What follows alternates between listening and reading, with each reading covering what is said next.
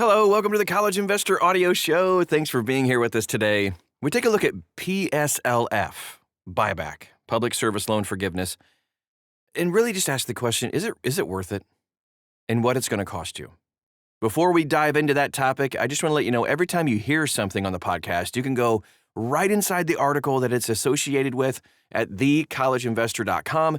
We have links and resources and a whole bunch of stuff right there for you. You can also like us, follow us, whatever other things there are on social media. Just search for The College Investor and you'll find us. We'd love to get to know you. All right.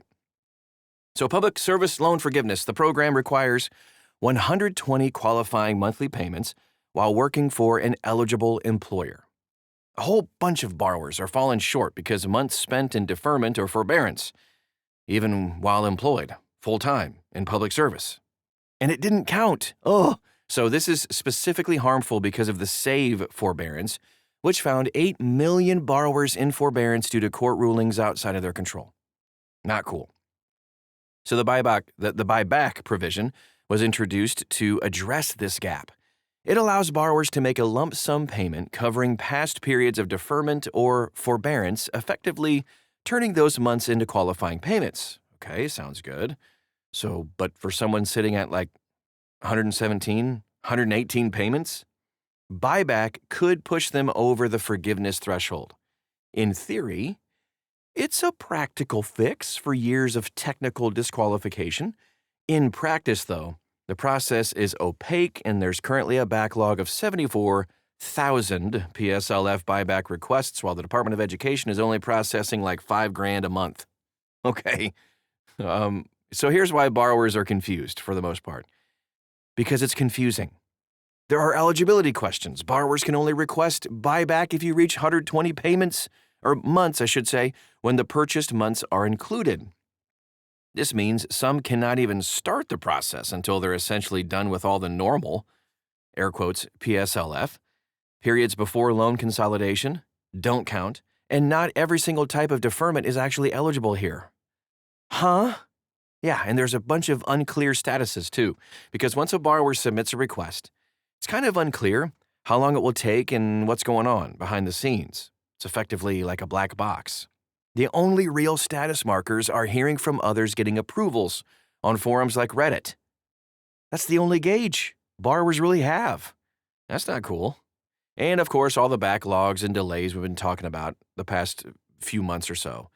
As of August 2025, fewer than 10% of pending buyback requests have actually been processed. Now, there have been more over the last month and a half or so. It's been gaining some momentum, but some borrowers have waited close to a year for a response. That's almost 12 payments they could have made toward forgiveness, right? During this time, they don't know whether to actually pick up their monthly payments or continue holding out for approval. Furthermore, with a government shutdown thingy going on, the backlog is only just going to go up. And there are surprise costs. The buyback amount is typically calculated using the lower of the borrower's income-driven repayment or IDR payments before or after the deferment. However, once a borrower goes past 12 months of buyback requests, or if a borrower wasn't even on IDR, the department may use past tax returns to estimate what payments should have or would have been. Many borrowers end up with higher than expected lump sums, and since SAVE was ruled illegal, SAVE is not the plan being used to calculate buybacks. Borrowers are seeing repay be the monthly payment amount. You can dive deeper into all this stuff if you're confused at thecollegeinvestor.com. Just type in the words like, is PSLF buyback worth it? And you're going to find this article. Buyback versus resuming IDR. Some people just buyback is appealing because it can retroactively add qualifying months and close the gap to forgiveness. But for other people, it might be faster and a little bit more predictable to just pick up your payments again under an IDR plan. Here's an example. So a borrower earning $80,000 wants to buy back 12 months. If their monthly IDR payment is $478, for instance, the buyback lump sum would be $5,736. Resuming IDR payments would also cost $5,736 over 12 months. No savings, just, different timing. But if the borrower only qualifies for the older IBR plan at $718 per month because they were a borrower before June 2014. The 12 months would total $8,616. Ouch. So in this case, buyback is clearly cheaper. But for borrowers with fluctuating incomes, the math changes too. A recent pay cut could mean lower future IDR payments, making buyback less attractive.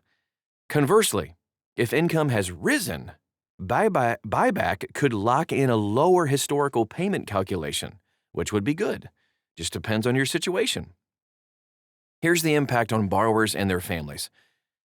For a whole lot of households, the choice between buyback and monthly payments comes down to cash flow and risk tolerance, because you have the liquidity equation to factor into. Do you have access to thousands of dollars for a lump sum? Or is a predictable monthly payment easier to manage for you? Timing, how close are you to 120 payments? If forgiveness is less than a year away, monthly payments might get you there faster than just waiting for the buyback approval. And of course, uncertainty, gotta weigh that too. Families relying on forgiveness to reset their finances may not want to gamble on a backlog that could drag on for months or years. It is the government we're talking about. The stress of waiting, paired with the lack of clear instructions, has left many borrowers unsure how to plan. Some risk making unnecessary payments, while others risk delays in achieving forgiveness. Here's what borrowers can do right now if you're in this situation. So, the PSLF buyback option is meant to help borrowers who lost credit for small gaps in repayment history. But because of unclear rules, missing instructions, severe delays, all that stuff, we're just all confused and frustrated, right? For some, buyback can offer some real savings, especially under older repayment plans. For others, resuming IDR payments on pay or IBR may be a more reliable path to loan forgiveness. In the meantime, 5 things. Number 1, check your PSLF counts. Log into your loan account to verify your qualifying payment history and see how close you are to that 120. Number 2, gather documentation. Just find out and make sure you have employment certification for the buyback months, income tax returns for all the relevant years, and have submitted a buyback request. Number 3, estimate your cost. Compare the likely buyback lump sum with projected monthly payments under repay. We have links for all this inside this article. Number 4, consider timing. If you're within 12 months of forgiveness, monthly payments may be quicker and less stressful than waiting for buyback. Plus, the dollar amount might actually be the same. And number 5, keep records. Save everything. All your forms, emails, submission confirmations, processing errors can certainly happen here. This is the government we're talking about. Not very good at running anything. All right, so borrowers should carefully weigh their income, liquidity, and tolerance for delay before choosing which path to take. That's the bottom line. If you want to find out more, check us out at thecollegeinvestor.com. Don't forget thecollegeinvestor.com. Type in the name of the podcast into the search bar. You'll find this article. Everything's laid out for you brilliantly. Thank you so much for stopping by today, and we'll talk to you again real soon.